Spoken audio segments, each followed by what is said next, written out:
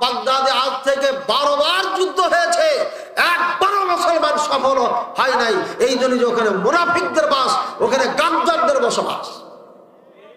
জুলাই যোদ্ধা, তোমরা ভালো করে শুনে নাও, তোমরা গাদ্দার জাতির নেতৃত্ব দিতে গেছিলা, চাইছিলা এদেশের মানুষকে সুখ শান্তি দিবা, চাইছিলা এদেশের মানুষকে পাসপোর্ট অফিসে যেন ঘুষ দিতে না হয়, চেয়েছিলা তোমরা এদেশের মানুষকে যেন আপনার ভিসা যাওয়ার পরে রোদ্রে দাঁড়িয়ে ভিসা না নিতে হয়, চাইছিল তোমরা চাকরি নিতে যেয়ে যেন বৈষম্য আপনার সম্মুখীন না হয়, ঘুষ দিয়ে চাকরি নিতে না হয়, রেজিস্ট্রার অফিসে যে খাজনা খারিজ করার সময় যেন ঘুষ না দিতে হয়, মেয়ের বিবাহ দিতে যে ডিমান্ড দিতে না হয়, পথে ঘাটে চলতে মোড়ে মোড়ে যেন চাঁদা না দিতে হয়।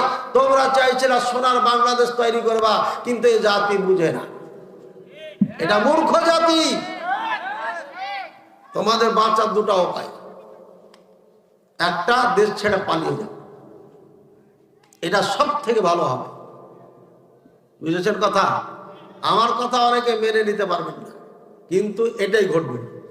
আর না হয় মোকাবেলা করতে হবে, মোকাবেলা করে তোমরা সফল হবে না। এই জন্য যে 17 বছরের চামচা দালাল ভারতের সব জায়গায় বসে আছে,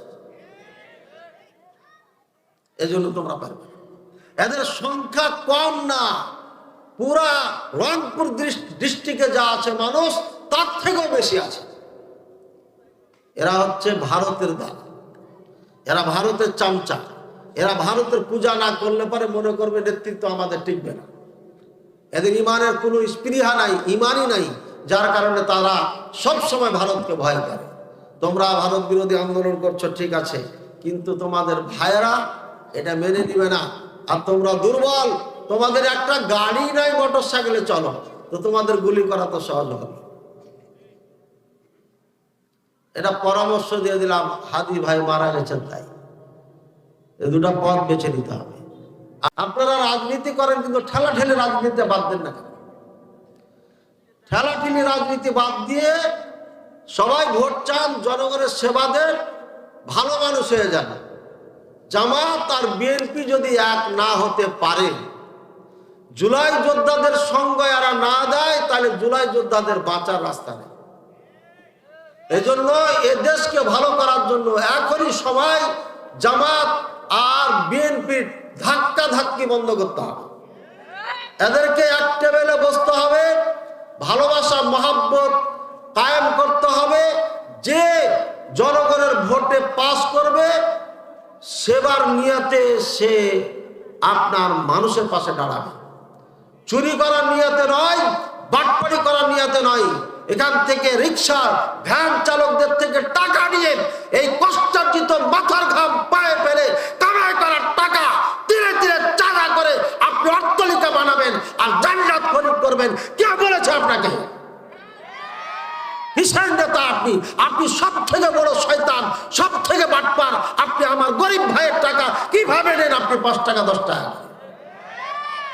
আমি দাঁড়াইতে চাইছিলাম, বগুড়ায় আস্তে আস্তে চাঁদা উঠাচ্ছে, লাঠি নিয়ে এই দাঁড় করে ফেলে। আরে ভ্যান চালাচ্ছে রে ভাই, গরিব মানুষ, কেমন টাকা নেন এদের থেকে? বেঈমান বেয়াদব কোথাকার, লজ্জা শরম থাকার দরকার। আর এদের টাকা দিয়ে ফুটানি করে আমাদের এই কথিত নেতারা, সবাই না, ভালো নেতা আছে। আমাদের ছাত্র সরাসরি এই বড় দাড়ি ছেড়ে দিয়েছে, তারেক জিয়ার সাথে সরাসরি মোবাইলে কথা বলে। পাওয়ারফুল নেতা আমাদের ছাত্র আছে, তাদেরকে আমরা শিক্ষা দিয়েছি, ধর্ম শিখেছে, তারা হাফ প্যান্ট পরে ঘুরে বেড়াচ্ছিল।